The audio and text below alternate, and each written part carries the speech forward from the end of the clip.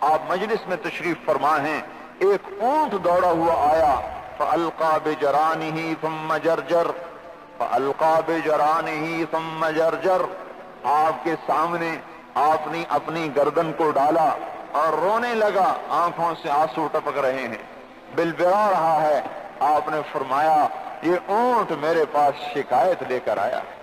اتنے میں اس کا مالک بھی دوڑتا ہوا پیچھے سے آیا، یا رسول اللہ اس اونٹ کو تو میں تلاش کر رہا ہوں، یہ یہاں کیسے آ گیا؟ فرمایا یہ تیری شکایت لے کر آیا ہے۔ عرض کیا یا رسول اللہ کیا شکایت کر رہا ہے؟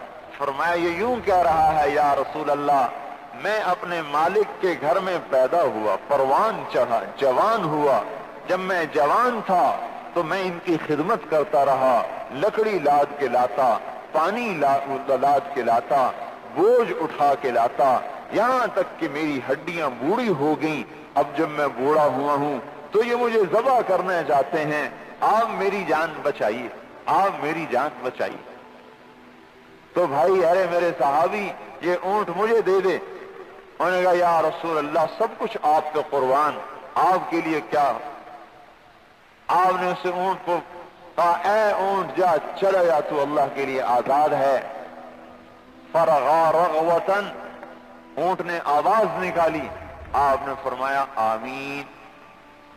ثم رغا رغوتن، پھر اس اونٹ نے دوسری مرتبہ آواز نکالی، آپ نے فرمایا آمین۔ ثم رغا رغوتن، پھر اس اونٹ نے آواز نکالی، آپ نے فرمایا آمین۔ ثم رغا رغوتن، پھر اس نے چوتھی دفعہ آواز نکالی، اس پر آپ رونے لگے۔ صحابہ نے عرض کیا یا رسول اللہ یہ کیا بات ہے؟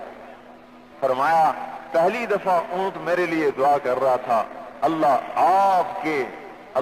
آپ کو بھی ایسے ہی امن دے دے جیسے آج آپ نے مجھے امن دے دیا۔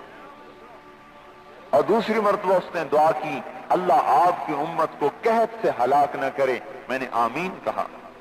تیسری دفعہ اس نے دعا کی اللہ آپ کی امت کو کسی ظالم سے ہلاک نہ کرے، میں نے اس پر بھی آمین کہا۔ چوتھی دفعہ اس نے دعا کی اللہ آپ کی امت میں توڑ پیدا نہ کرے، اور یہ دعا میری بھی آسمان پر سنی نہیں گئی تھی، اس پر میں رونے لگ گیا۔